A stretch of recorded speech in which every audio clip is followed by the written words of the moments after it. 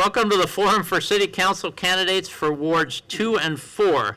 The candidates for Ward 2 are Mark Anderson, Terry Giffoni, Melanie Reitz, but she was unable to be here tonight because of a sick child, and Nick Rail.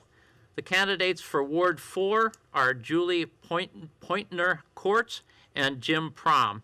The rules for this evening's forum are as follows. Candidates will be allowed an opening statement with a maximum of 2 minutes to state his or her experience, platform, and objectives. A 15-second warning will be given before the total time has elapsed. Candidates, please finish your sentence quickly when you see the stop sign or you will be interrupted. Watch our timing people there in the front row. Opening statements will be given alphabetically in order, and questions will be asked in a rotating order. The answers will be confined to 1 minute. Candidates have 2 minutes then at the end for a closing statement. We will now start with the opening statements from Ward 2 candidates. We'll start with Mark Anderson. Hi, I'm Mark Anderson, running in Ward 2. My wife and I have lived in the Ward 2 for 28 years, where we raised our 2 boys. I now have 2 grandkids in the city. I work much of the time in real estate and land development for companies like Opus and Lundgren Brothers Home Builders, developing both commercial and residential projects. Some of my projects in Plymouth include Windermere Farms, Plumtree, Legacy Park, and Tarrant Hills. It was this land use experience that made me become a welcome member to the Planning Commission many years ago, and why now our current mayor, Kelly Slavic, has endorsed me for this council position. Currently, I'm semi-retired and work as a realtor and part-time bus driver for the Wayzata District. I've been on the Planning Commission for 9 years. Now as chair, I encourage all citizens to express their views. Recently, I voted no on a project that was calling for 70% of the tree removed. The developer was using some techniques to benefit only them and not the city. I support the expansion of the Plymouth Creek Center and the addition of more full-time firefighters. Recently, I created an initiative with our police department for reducing school bus stop arm violations. Believe it or not, folks do drive through those flashing red lights behind a school bus. I know no one in this room would do that, of course. With an MBA degree and business experience of running a $100 million division, I have qualifications necessary to keep the city's tax base low. And finally, please remember to vote on November 6th. Thank you. Thank you. Terry Giffoni. Hi, my name is Terry Giffoni, and I'm running to represent Ward 2 in Plymouth. And first of all, I want to thank the League of Women Voters and the Islamic Community Center for having this event and providing the opportunity for all of us to introduce ourselves. I'm a 26-year resident of the city of Plymouth, and I believe that I have a couple of things, anyway, that set me apart from perhaps the other candidates. First of all, I believe that my work experience in both the corporate world and also in the nonprofit world, plus I also have many years' experience as a city commissioner on both the Environmental Quality Commission and on the Planning Commission. And I believe my background gives me the combination of civic and business know-how to be a good council person for Plymouth. I am a former Cargill executive, and I have my MBA from Northeastern University in Boston. And right now I am vice president of Jazz Minnesota Orchestra, which is a 501c3 nonprofit organization. The second thing I'd like to talk about is my values.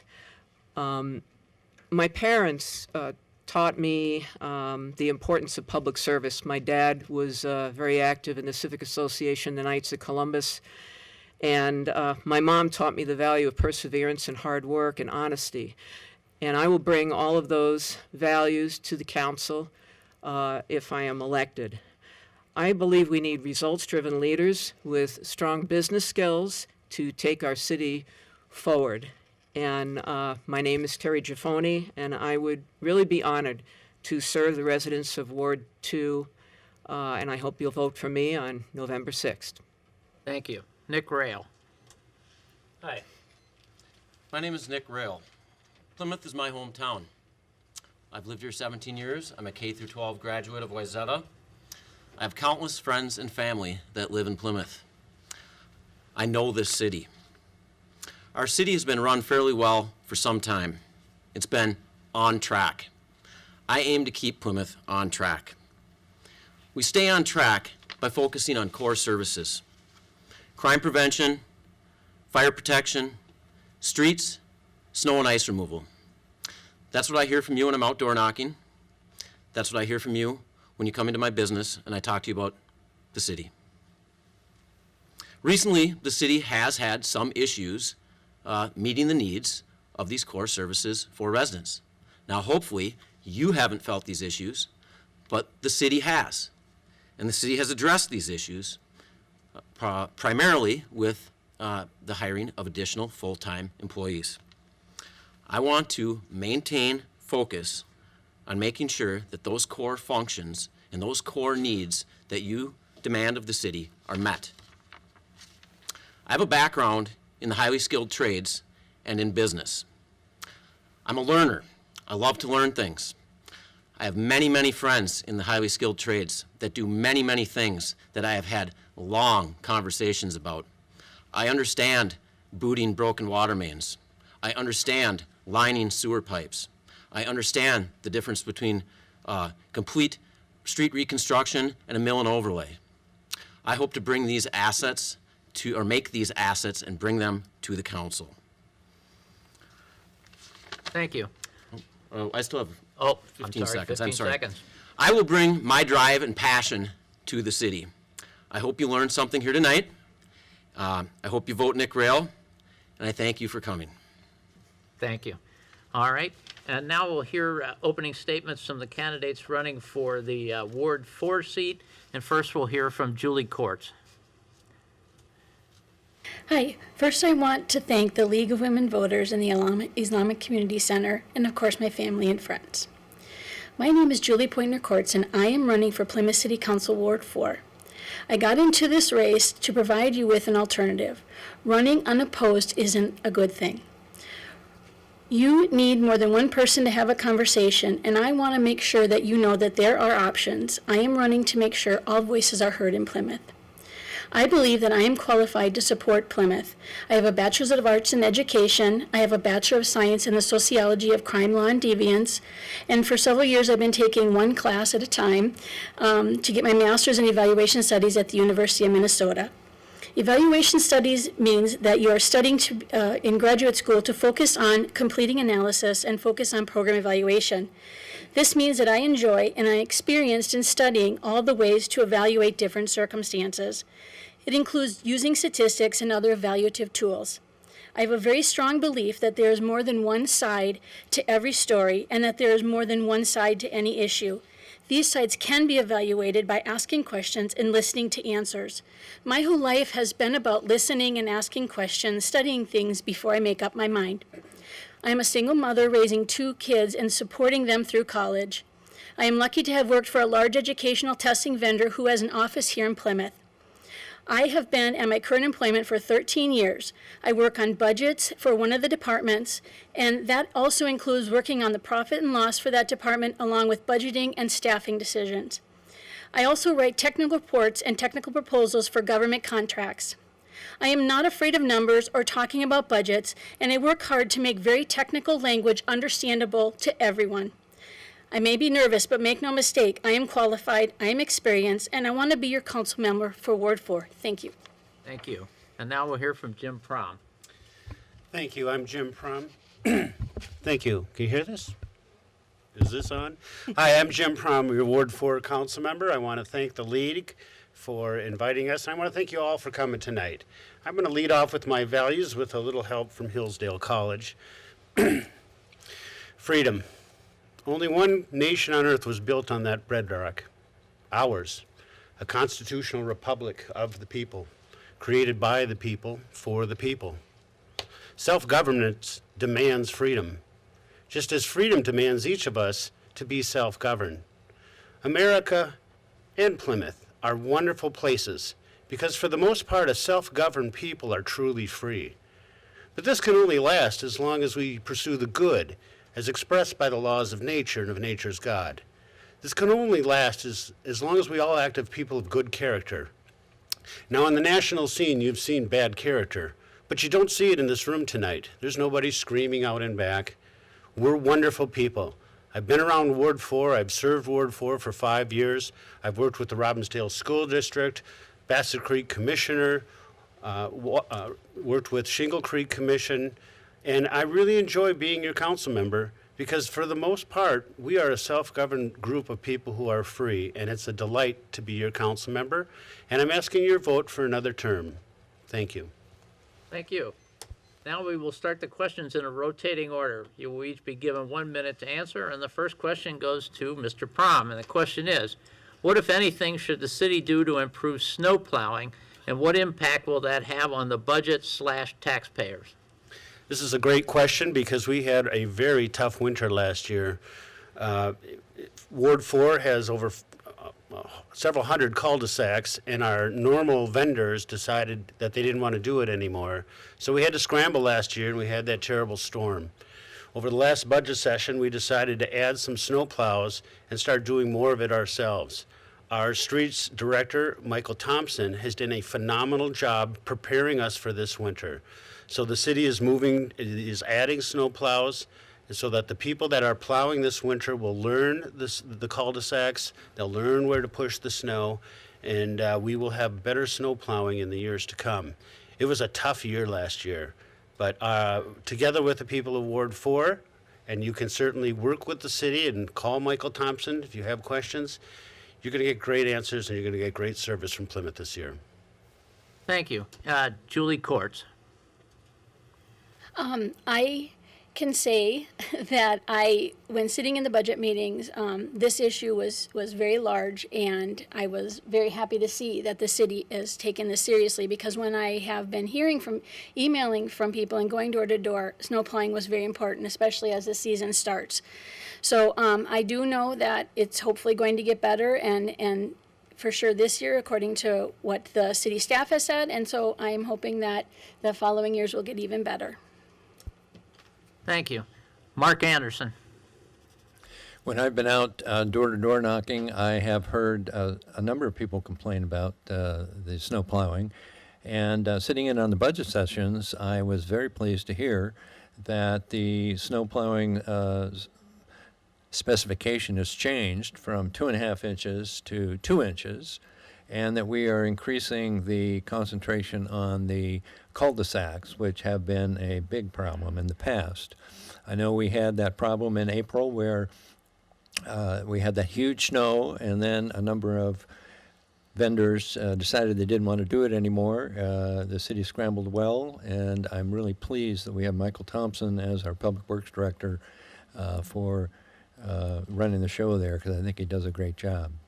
Thank you. All right. Nick Rail. Well, this is actually a subject that is one of my core services: crime prevention, fire protection, streets, snow and ice removal. And this is a subject that I've actually contacted the city on in the past.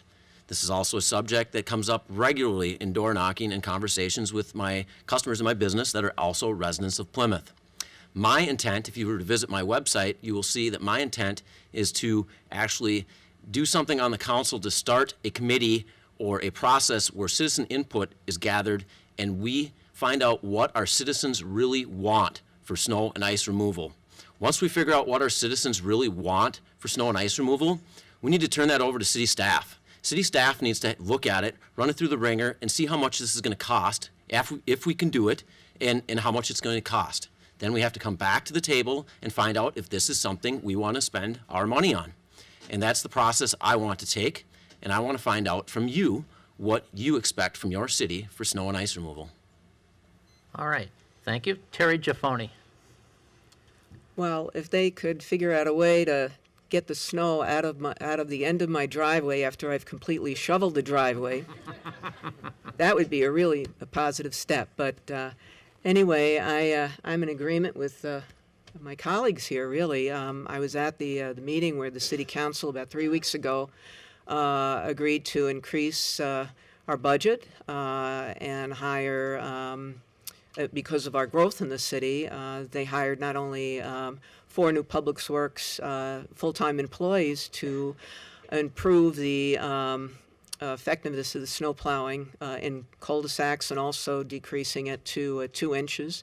I remember my street in particular, one time we had about a 2-inch snowfall and it was full of snow and it was hard to get down the street. So I was glad to see the city allocate that or provide for that in the budget. And I think the citizens need to continue to let us know of any problems. Thank you. All right, our next question, actually kind of a two-part question, has to do with redevelopment. It's what would be your vision for redeveloping land in Plymouth? And then specifically, someone has asked, what would you do to address Plymouth's aging housing, especially on the east side of the city? And the first question is for Terry Giffoni first. Well, with the development that we've seen in the northwest quadrant of the city, we're approaching full build out, and so redevelopment is going to be an important part of our planning going forward. There's aging areas, aging commercial areas of the city, blighted areas that, with some investment, I think we could vastly improve the appearance and strengthen tax base, and I think redevelopment is an important part of achieving that. The comp plan for 2040, areas have been identified that, including the Four Seasons Mall, by the way, areas have been identified for redevelopment. In fact, 4 areas specifically, and I support those efforts and hope we can achieve those goals in the very near future. And also, I'd like to say that tax increment financing would be something that I would also support. We're trying to get that for the Four Seasons Mall. Thank you. Thank you. All right, Nick Rail. So I think all redevelopment has to be led by the private sector. They are the ones who decide what will fit in an area, what will work, what's going to make money.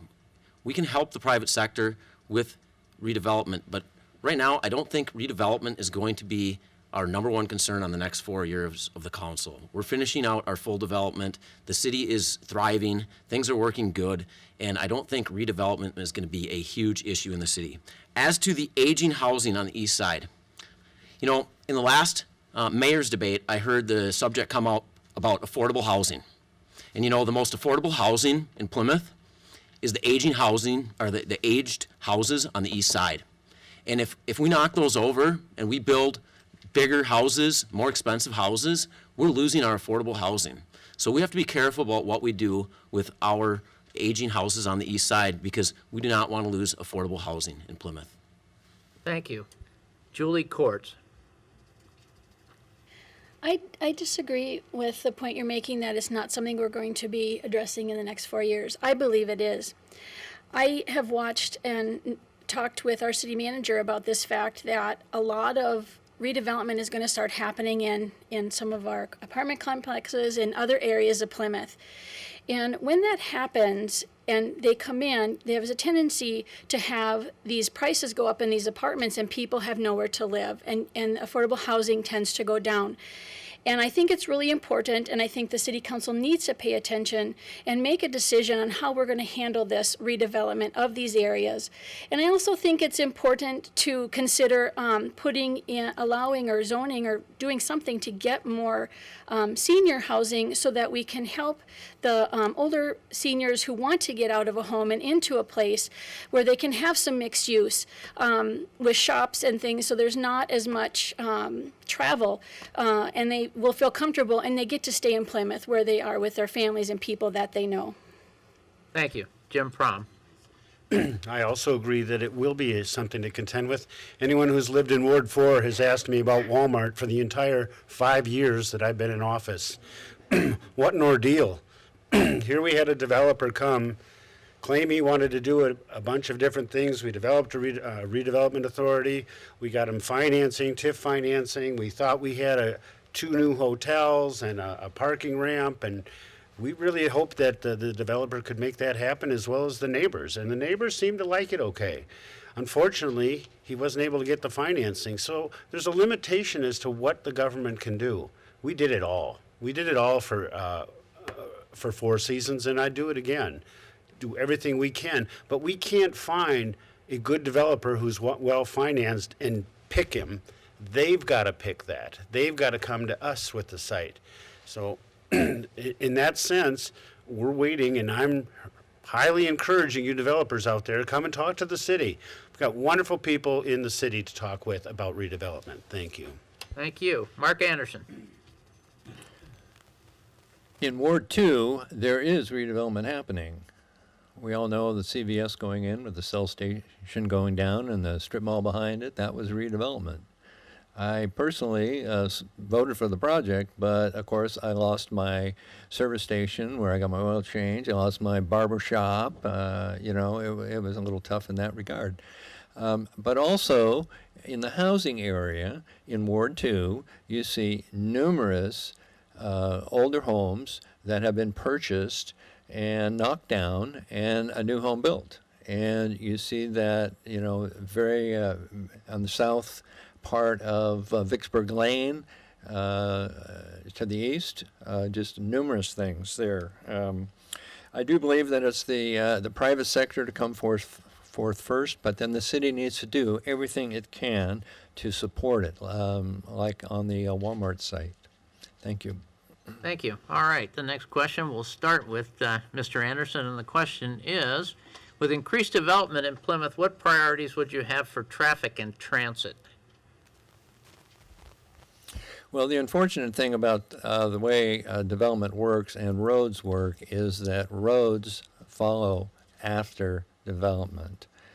Time and time again, and I've been a developer for 30 years, projects get approved without sufficient roads and they come later on. That happened on Vicksburg Lane, that happened with P&E, the expansion there, and the road projects do catch up, and so we need to be as proactive as we can to get those ahead of time. In terms of transit, I think that we need to study that, and I think our busing system is great for getting people to Minneapolis, but I think we need to get it working the other way so it brings workers to the jobs that are here in Plymouth. Thanks. Thank you. Nick Rail. So I would tend to agree with his statement on the roads and the development. Mostly in Plymouth, we're almost built out. Any road development is going to be redevelopment. Rebuilding streets, making them larger, changing features, doing things to adjust traffic. I think the city's been doing a good job of doing that. I would listen to the Public Works Department and the engineering and planning on what they have to offer there and consider their ideas. I think our staff does a great job there.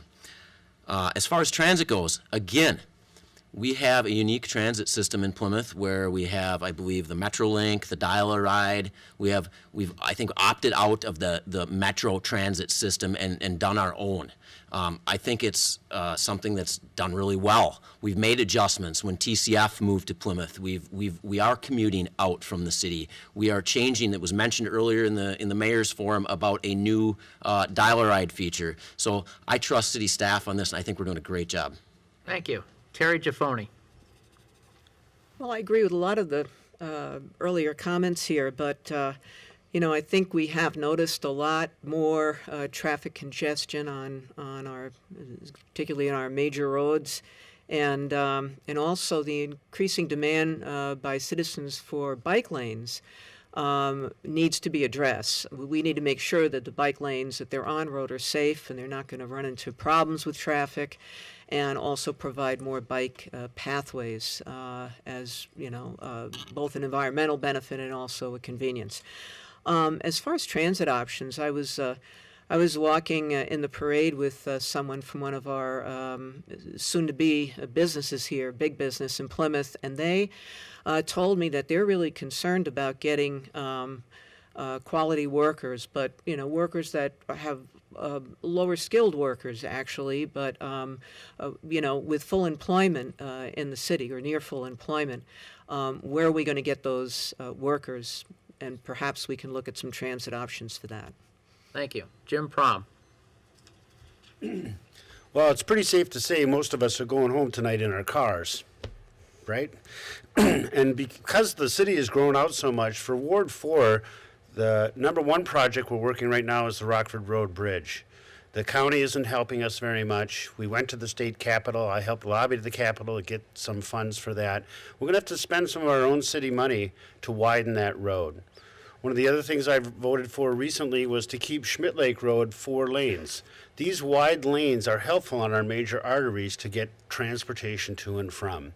We had a transit station planned for the Four Seasons Mall, but unfortunately that didn't work out. But that PUD still stands as that, so perhaps that'll be helpful. Finally, we're working with, we have wonderful trails, and I've talked a lot with the bikers, and we're trying to, accommodate them as best we can. But in large part, we really have to keep our roads wide and flowing and open. Thank you. Julie Courts. I agree with Terry. When I've been talking to people and businesses, I've been hearing a lot of the worry that they're not going to be able to have ability to get workers to come. I went to a fast food restaurant the other day and I had to wait about 15 minutes to get something because they only had 3 people working. We need to be able to get the people to Plymouth. We have a lot of business here, a lot of great. We need to support them. So I support our staff, and I hope that we can make a balance between getting the people to Plymouth and focusing on keeping our roads at the quality that we have them right now. Thank you. All right. This next question is for Julie Courts. Well, to start, what additional services or programs should the city provide that aren't being provided, or are there services or programs that you feel are unnecessary and should be discontinued? I like this question. I really believe we need more community programs, especially programs for high school students. In the city of Plymouth, we have 3 school districts. We have a wonderful wealth of students that want to participate from our high schools. We're missing a wonderful opportunity to give those students experience and kind of like take from them everything that they want to give. I would definitely suggest that we get some sort of high school committee or program going to get them into our city. And the other program I think we need to have is I know that the Human Rights Council was disbanded, but I think that we really need to consider bringing something of that back. This city really needs to represent the diversity and the inclusiveness that we have, and I really hope that we can do that in the city. Thank you. Jim Prom. The city of Plymouth has wonderful programs in the Parks Department for everybody. Look at the brochure that we have. You can do everything from yoga to weightlifting. It's amazing the amount of programs. But one of the ones that I'd like to highlight is our volunteer program. Jackie Maws runs that, and we have hundreds of people coming in with all sorts of talents that do all sorts of things volunteering for the city. Tomorrow night, we're going to have the 25th recognition dinner, and this is one of the programs that sets us apart from the other cities. It's truly amazing the number of hours and the type of work. So if any of you is interested in volunteering, I ask you to call Jackie Maws because it is one of our most exceptional programs. Thank you. Thank you. Mark Anderson. I'm impressed with the programs that Plymouth has. We get that pamphlet, that booklet that comes out, and it's just amazing what is going on here. I think the snow plowing needs to be beefed up. I think we need to keep our police strong. One area I think would be great would be student involvement in the city government. Occasionally, as when I sit in on the Planning Commission, we see a few students now and then, and they're in a government class and they're watching what's going on, but not a lot of students really show up. I'd like to see and work with the school district on their government programs and let them participate and see more in terms of what we do. Thank you. All right, Terry Giffoni? Well, as I mentioned earlier, one thing that I'd like to see, coming back to the transit thing, is I'd like the council to consider some innovative transit and transportation initiatives that will bring in workers from neighboring communities to help businesses find qualified workers. And on the environment, I would like to see us continue to build on the interconnectedness of the green space areas. I would like to see us do more in energy conservation, more walkable areas for seniors. And then finally, I would like to see more citizen involvement in the decision-making process of the city. I would like to see the Human Rights Commission and the Plymouth Advisory Commission on Transit be reinstated. And I would like to see the citizen advisory committees be reinstated to commission status, and I would like their concerns to be valued. Thank you. Nick Rail? So our Parks and Recs department does an exemplary job of putting together programs for people. I personally can't believe how many programs we have here in Plymouth. Anybody who's from a non-metro area would come in and say, my goodness, this is amazing. So we have an amazing program through the Parks and Recs for all kinds of activities. And I don't think anyone that comes to the Park and Recs is ever turned a deaf ear to the Parks and Rec considering a new program. So I can't think of any programs that I particularly want to add. I would want that our Parks and Rec continue what they're doing. As for programs that I'd like to get rid of, I don't think I want to get rid of any programs. Quite frankly, when I'm out door knocking, this topic does not come up. People are happy with what the city delivers.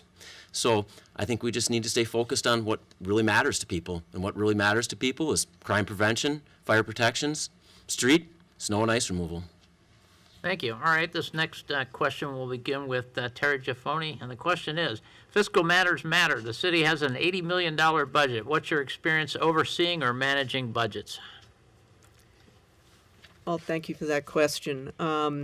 As Assistant Vice President and Product Line Manager at Cargill, every year I had to put this onerous budget together for top-level management review.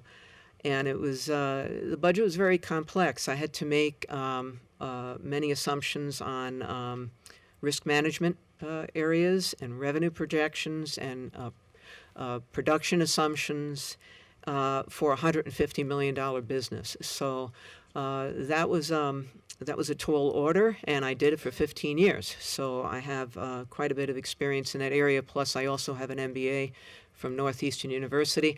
And in fact, right now, as vice president of this nonprofit that I work on, we are, because of the constraints as far as revenues, we have to forecast donations, ticket sales, et cetera. It's a challenge, even on a small scale.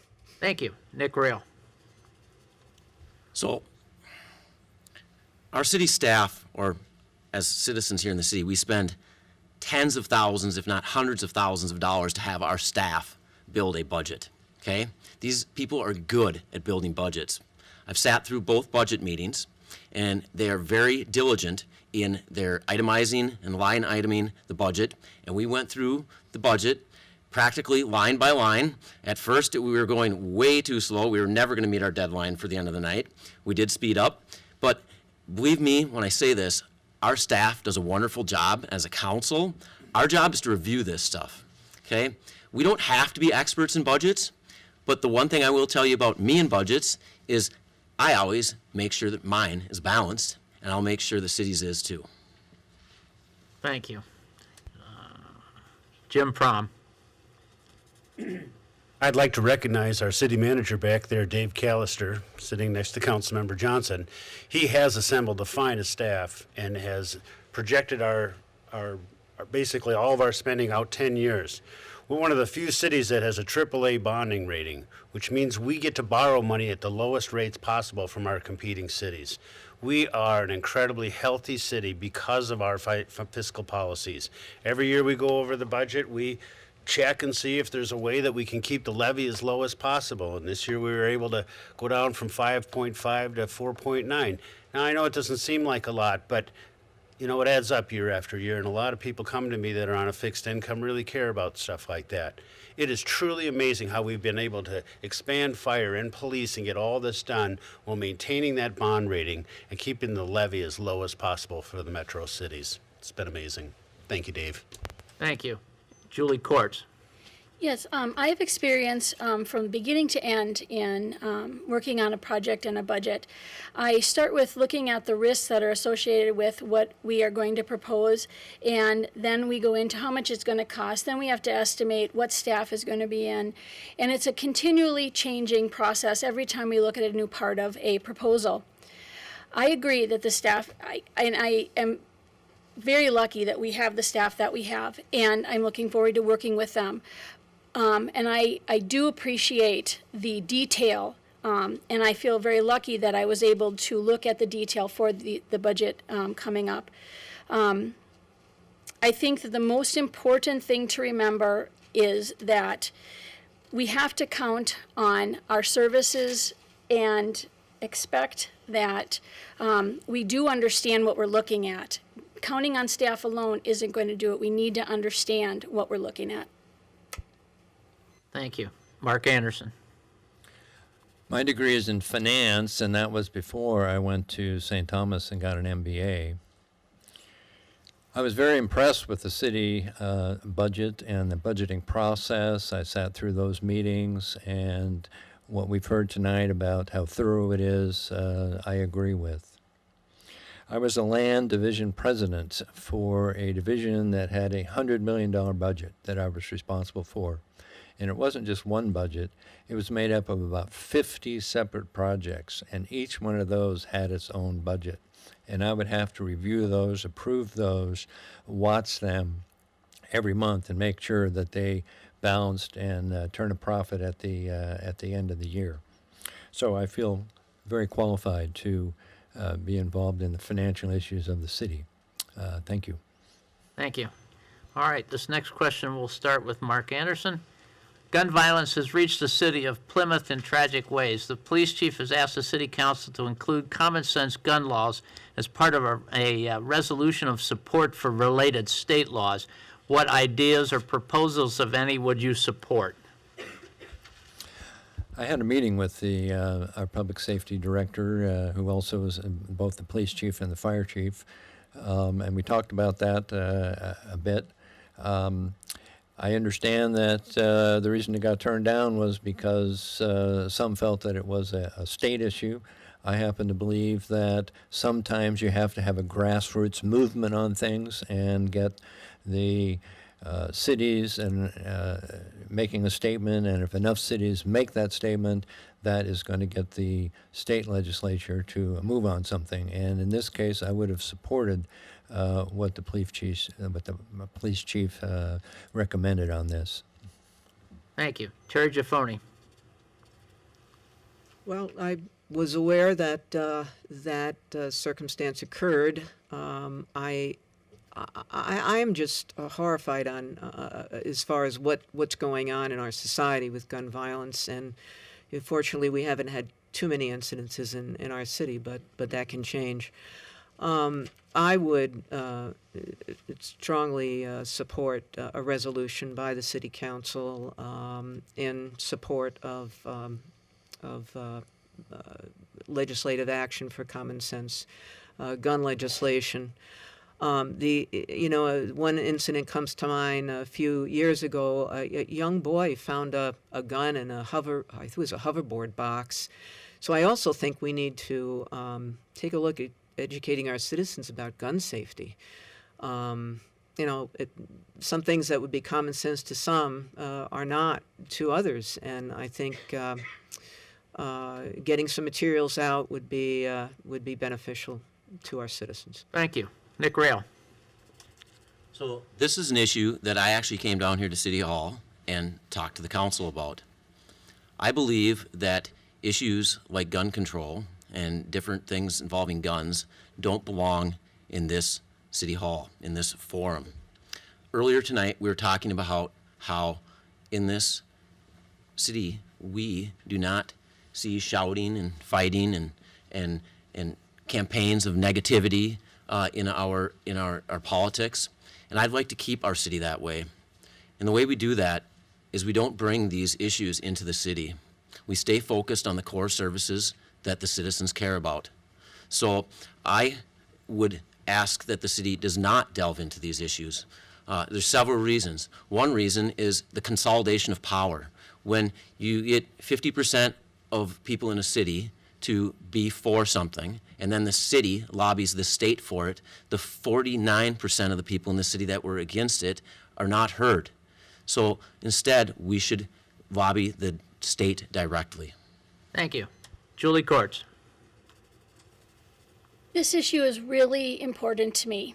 I believe that we need to support the police chief and the director of public safety. I was a spouse of a police officer for 15 years. My daughter is currently finishing her degree and will be in law enforcement very soon. And I have the degree of sociology and crime law and deviance. I have studied this issue. I think that it is extremely important for a city to make decisions and allow our police chief and the chiefs of police for the state of Minnesota, if they're supporting this, we should support our police. I also want to say that while it's not the same level, a lot of cities are going and changing the age to buy cigarettes. It's not the same as gun safety. But what I'm saying is cities have to start somewhere. And I think it's really important that we take a look at this and support our chief of police. Thank you. Jim Prom. Recommended. I'd like to correct the record. The police chief had his point of view. The council had their point of view. We had both groups come into the council basically talking about what Nick was talking about, starting to build up tension and argue with each other. And for what? Gun control. Now, if you want to learn about gun control, you can go to a place in Plymouth. It's called the Plymouth Gun Club, where trap shooters will teach you correct gun control, how to keep your finger off the trigger and point where you're supposed to point. Plymouth Gun Club is the home of the Minnesota High School League, where last year 14,000 kids, high school kids, including my daughter, shot shotguns up at Alexandria. 14,000 without a single injury. So, it's not the same issue. What we have to talk about is what to do with those people who are not self-governed. So it's a self-governance issue, not a gun issue. Thank you. All right, Mr. Prom, you'll get first on the next question. There are currently 8 residential garbage haulers licensed in Plymouth. What is your position or interest in organizing residential garbage hauling? I was really sad to see the garbage man go, actually. He was kind of my favorite because he came in on little trucks. This has been a issue that's been up before the council before, and if you go to anyone and they say we want to switch to 1 or 2 commercial haulers, I'll ask them, which one? Mine or yours? And that's when you get the reaction. So what I've recommended to the people of Ward 4, many of them are on cul-de-sacs, is what I did. I went door to door and knocked on my neighbors and said, hey, let's get together and see what the rates are and see if we can get down to 1 or 2. It's amazing what happens when you knock on your neighbors' doors and you try to solve these problems yourself. They often get solved. We have 2 garbage trucks going down my street. Thank you. Ms. Courts. I think it's really important that we keep options around for people. I agree with Mr. Prom. I think you need to talk to your neighbors and see what the prices are, but I also think it's extremely important to allow there to be several options. If we start getting down to 1 or 2 that the city says is okay, I just think that's a wrong decision. I think people really need to be able to have choices. Thank you. Mark Anderson. I guess I'm kind of a free enterprise kind of a guy. The choice here is free enterprise versus control, as I see it. And a lot of times when you take options away and you have one or two companies controlling things, you start seeing services drop, the quality, and also the prices going up. So I would be happy to keep it the way it is at this point. Thanks. Thank you. Nick Rail. So you can take a look at other cities that have tackled this issue, and it's like literally torn their citizens apart. Down in Bloomington, this was like the biggest thing going on for almost a year is garbage hauling. You wouldn't believe it. On the surface, it sounds absolutely great. Let's cut down to one garbage truck, one garbage service. But then you start looking at things and you realize that anybody that's in business knows that a delivery of business is not a commodity. It's not the same. People choose where they do business based on customer service, not the actual delivery of the service. It's the customer service that counts in almost all businesses. So when you talk to the people, they cannot decide whose garbage service they're going to pick. So I would keep things just the way they are in Plymouth, because I don't think we'd solve any problems by bringing this up and opening a can of worms. Thank you. Terry Giffoni. Well, I'm familiar with this issue, and I've seen it, rear its head over a number of years, and I can't believe how passionate people get about their garbage haulers. And I understand all the points about free choice, but I also I think it would be good to have a civil conversation about this, because there are a lot of efficiencies and environmental benefits and infrastructure cost maintenance benefits to having one or possibly two haulers and dividing the city up. We have one hauler, I believe, in the city for recycling, and there's just some benefits. It's not the big hand of government controlling people or trying to take away choice, but there's some services where it just makes more sense for the community as a whole, and in a macro sense, saving tax dollars to look at different options. And the city is engaged in a contract for recycling. We can do the same for garbage hauling. Thank you. All right, our next question will start with Julie Courts, and the question is, there's a chance that the elections will result in a council made up of 6 men and 1 woman, all white. What have you done and will you do to promote diversity on the council, the committees, and the city staff? Well, I'm different. Look white to me. This is true. I really think that if we start with this election and making it more inclusive, every year will be more inclusive and more inclusive. I think it's really important to try and get qualified people who aren't afraid. I'm terrified of this at this moment, but I know I'm qualified. And I think it's really important that people see that there are people who can try this, who are afraid, but can do it. And we just need to open those doors. Thank you. All right, Mr. Prom. I think she's qualified too, because she's a good person, a self-governed person who's free. It doesn't matter what you are, as long as you believe in that. And these chairs belong to those who take the risk, who want to run for office. And I applaud you for running for office.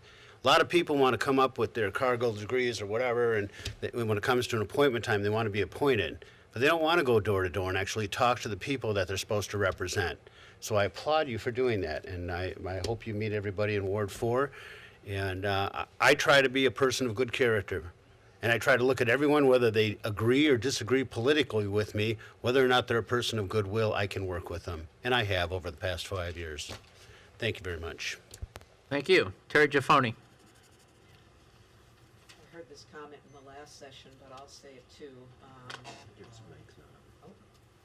I heard this comment in the previous session, and I'll say it also, that the first step as far as making the council more diverse is to elect me.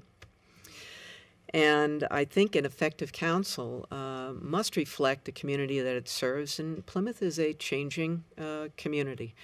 According to census estimates, more than 50% of the residents here are women, and more than 17% of our residents are people of color, and yet we don't have any people of color on the council. And as was mentioned, we run the risk of having 6 out of 7 council members be men. We need different voices on the council, and I could be one of those voices, and we need to be more reflective of the community that we serve. Thank you. Thank you. Nick Rail. So I do firmly believe that we should judge people by the content of their character and not the color of their skin. We are all the sum of our experiences. And each one of us up here, and each one on the council, brings a different set of experiences to the council. It doesn't matter the color of our skin. I have no control over the color of my skin. I had no control over my gender. No one here did. We are who we are. And I think we should look at each other as individuals and look at each other as what their experiences are and what assets they can bring to all of us. Thank you. Mark Anderson. We all came out of Africa. We're all the same. And what's happened over the many tens of thousands of years is that we took on a different look. But diversity is an important issue for me, and I support having all kinds of people participate in government. For me, I had to come up through the ranks. It wasn't until I'd been on the commission for a while that I said, gee, I'm ready for running for council. Some of you folks didn't do that, and I applaud you for stepping up, and I wish that a lot of people would step up.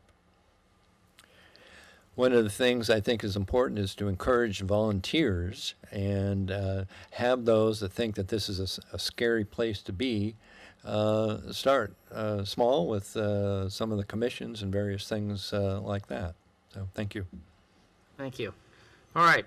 This question will start with Mr. Anderson. What, if anything, should the city of Plymouth be doing in the field of developing renewable energy sources for the city? I believe in renewable sources of energy. I think that we are too dependent on gasoline and oil and so forth, and I very much support the idea of having solar on the houses and doing what we can to have various diverse kinds of energy.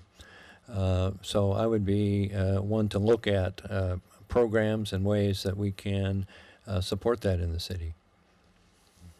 Thank you. All right. And Nick Rail. So I'm not sure the city should be playing a role in developing renewable energy, but we definitely should be playing a role in using renewable energy. I think it comes down to the city paying attention to what's coming out on the market. We are moving very fast, I should say, I'm sorry. We're moving very fast in this regard. Every week, every month, we're hearing new things. We're hearing things about battery technology, hybrid technology, solar panels becoming more affordable. And so as we are updating our assets, taking care of our infrastructure, we need to make sure we are using the things that make the most sense. So yes, I think the city should be paying close attention to renewable energy and make sure we are using it responsibly and using it when we should be using it. All right. Thank you. Terry Giffoni. This is something that, as a country, we need to be moving away from coal and fossil fuels to renewable energy. In fact, my career at Cargill was spent in the renewable energy area, and of course, I fully support that. And I've seen recent statistics that show that how we've moved as a nation from coal and fossil fuels to I believe now we get about 29% of our energy in the state of Minnesota from renewable sources. There are many options in terms of power consumption. We can derive that power from, as was mentioned, wind and solar, and there are different options for doing that. XL Energy, in particular, is leading the charge in a lot of these areas. And the city also, in terms of our fleet and autos, we could look more towards electric vehicles, for example, and plug-ins, and deriving our energy from renewable sources wherever possible. Thank you. Jim Prom. Again, I like that individuals are leading on this issue. I want to recognize Rick Booty over there on Bass Lake, who put solar panels on his house. That's great. You know, if as an individual you want to do that. As a city, it may not be the most cost-effective way of spending your money. So I do applaud the people that want to do it, but I don't applaud the people that want to force it on everybody else. Straight up. On the other hand, I'm the liaison, the council liaison of the Environmental Water Quality Committee, and we are offering grants so that you can start conserving water. And I recommend that you check into those where you can buy, we actually grant some money so you can buy an affordable water meter, and that helps conserve water. In Plymouth, we go through a couple billion gallons a day, don't quote me, but in the summer we go through a lot more water, and these water conservation is one way you as individuals can do your part, and I applaud you for doing that. Thank you. Thank you. Julie Courts.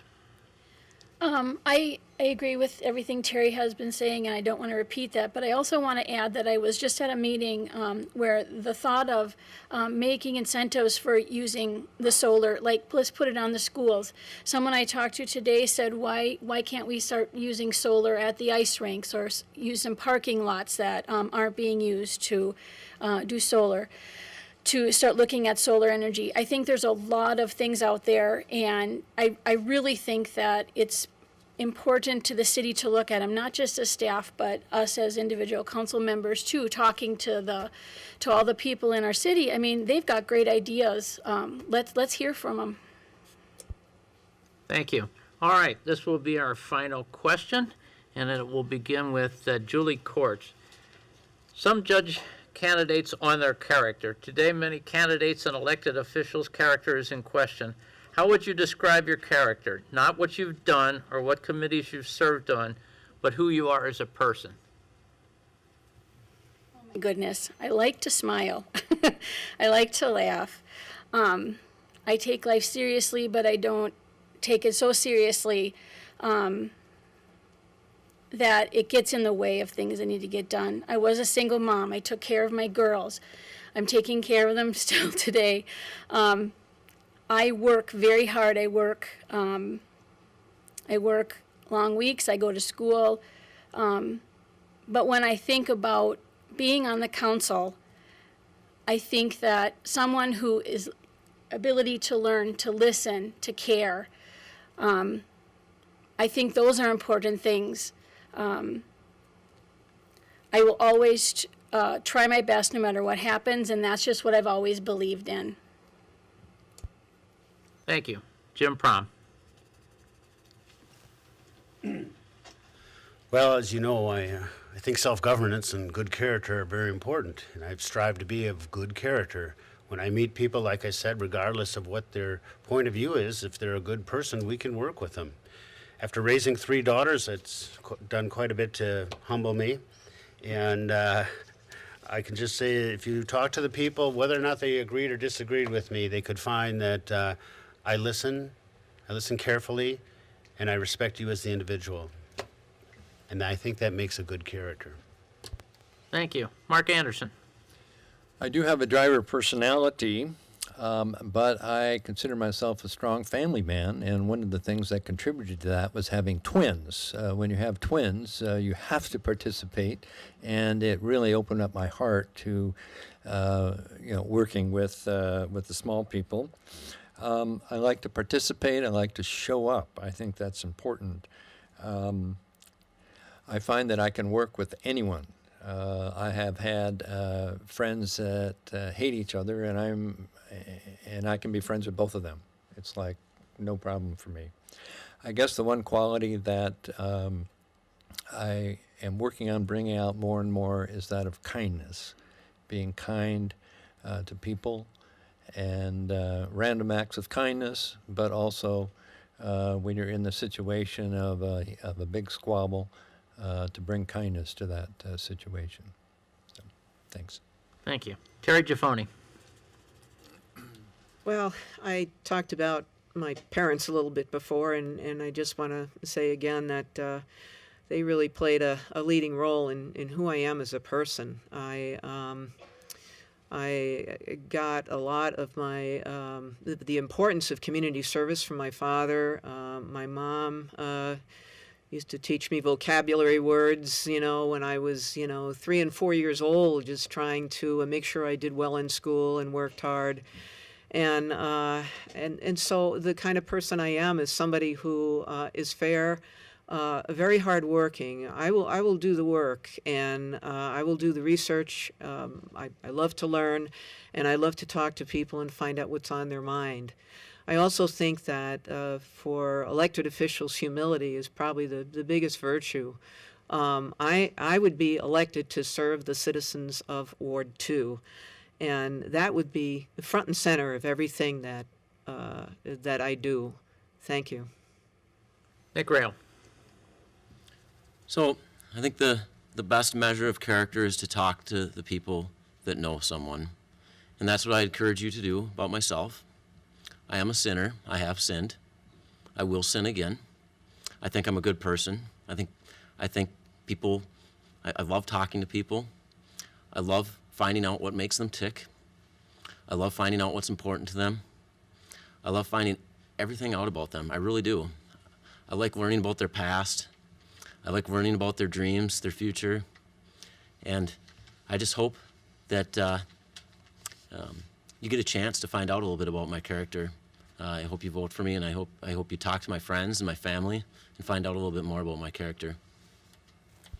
Thank you. All right, collect your thoughts. We've now reached the point of closing statements. Again, each candidate will have up to 2 minutes, and we begin with Terry Giffoni. Thank you. Thanks for this opportunity. It's been really great. Plymouth has always been a fantastic place to live. I've been here a long time, but I do think the community is changing, and I think we need fresh perspective on the council. As a business person myself, I know my way around a budget, financial statements, and I'll look at new projects and investments based on sound fiscal principles. To maintain and enhance our quality of life, I think the council should make environmental protection and parks and trails and our athletic facilities, all the things that are important to our citizens, that has to be a priority. I am all about citizen involvement. Residents need to be part of the decision-making process here, and all points of view need to be respected. I will not be afraid to take a position on issues that might be different from the rest of the council, and I want to do, in the end, do the right thing for the residents that I'm representing. I will work with my fellow council members, and I feel it's very important, and it was brought up at the last session, that Plymouth needs to be a welcoming community for all the residents of Plymouth. And again, with our increasing diversity, I think that's an issue that Plymouth Council, we need to set the tone for our community and make it a community we can be proud of. And silence is not acceptable for any governing body and its members. I will not go along to get along, and I will stand up and I will do what is right. I will bring independent thought and diversity to the council, and again, I appreciate this opportunity, and I hope that this evening you've learned a little bit about me and that I have earned your vote on November 6th. Thank you very much. Thank you. Nick Rail. So my name's Nick Rail. My wife, Noelle Victor, and I, we live with our daughter, Megan and Blair. Been here 17 years. I'm a K through 12 graduate of Wayzata. I chose to build my business here in Plymouth. Of course, it's in Minnesota. Plymouth is in Minnesota. I'm a part of the Northwest Trails Association, which is part of Minnesota United Snowmobilers Association. I'm a lifetime member of the Plymouth Historical Society. I love the city. I want to give back to this city. I want to keep this city the gem that it is so that my kids can grow up here. we do this by making sure we stay focused on what matters to you. So I'd love during your vote. I hope you learned something about me tonight. I hope you learned something about the other candidates. I offer a unique perspective that may not be on the council now. I come from a hands-on, highly skilled trades background that's a little bit different than perhaps everybody else here. I hope to be an asset to the council and make you guys happy. Please elect me. Vote for Nick Rail. Thank you very much, and thank you to the League of Women Voters, and I believe with the Islamic Center of Plymouth for putting on this debate. I enjoyed it a lot, and I enjoyed all the questions here, and I enjoyed all the answers from all you guys. Thank you very much. Thank you. Jim Prom. I want to thank you all for coming in the league for holding this debate. I also want to thank the council members Johnson and Davis back there who came to watch us, and former council member Beard. We appreciate your support. Plymouth is a great city to live. You were running. You were already up here, Carol. Anyway, Plymouth is a great city to work and live in, and I really appreciate being your council member. Over the last 5 years, we've reinstituted the yellow flashing arrows. That was one of my suggestions, which has really improved gas mileage, the environment for you're not just sitting at the red arrow. As the liaison to the Robbinsdale School District, we reopened Pilgrim Lane as an elementary school. And those of you over by Pilgrim Lane really appreciate it. And because of that, I do think that you should support Robbinsdale's levy this year, because you should pay for that school. It's a beautiful school and it's run well. And that's one of the things that I worked hard with Sheila, and I appreciate that. As the Bassett Creek Watershed Commissioner, we did projects like the Plymouth Creek over here as efficiently as possible. And I also helped save the city $1.5 million by not doing an alum station on Bass Lake where I live, but rather finding a different, less expensive way to clean the water and to meet the TMDLs. I'm a private businessman. I have my own business. I'm starting another one called armoredarts.com. You can look at that. But I've done this job for 5 years. I really appreciate it. I'm asking for your vote, and I'd like to serve you for 4 more years. Thank you, Ward 4. You've been really, really great people. Thank you. Julie Pointner Courts. There's more to one side. There's more than one side to every story, and there's more than one side to every issue. I will listen, I will study, and I will ask questions for the city of Plymouth in general, and also for the citizens of Ward 4 specifically.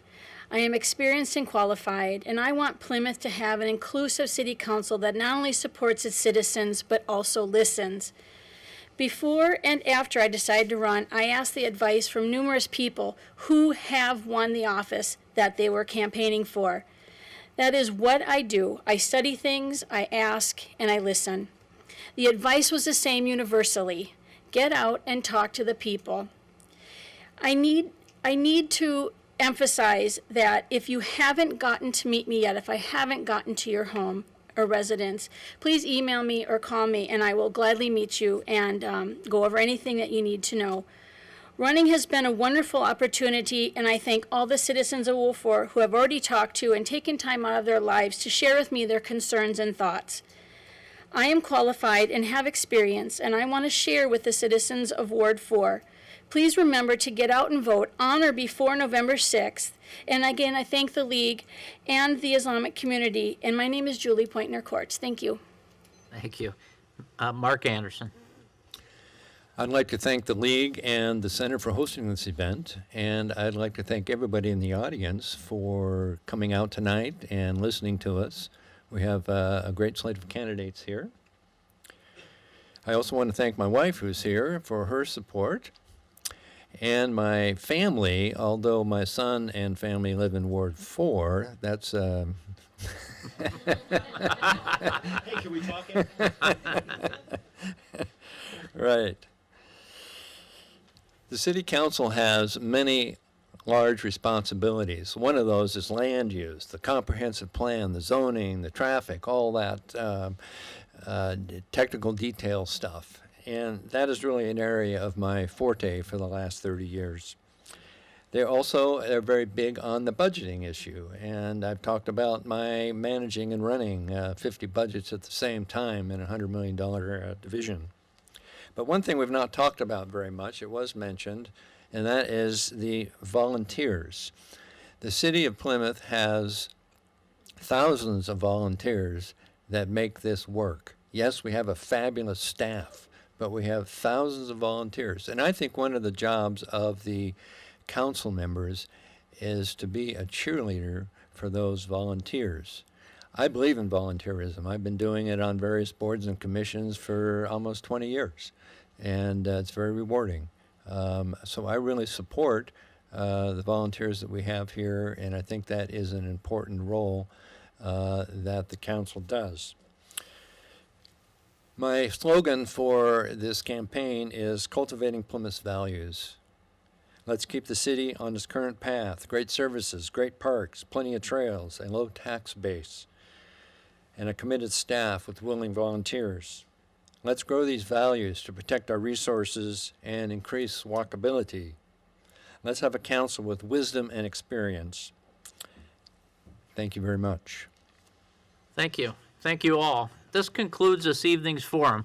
I'll have to impose on your patience a bit to read a few more statements, but first, please join me in thanking the candidates with your applause.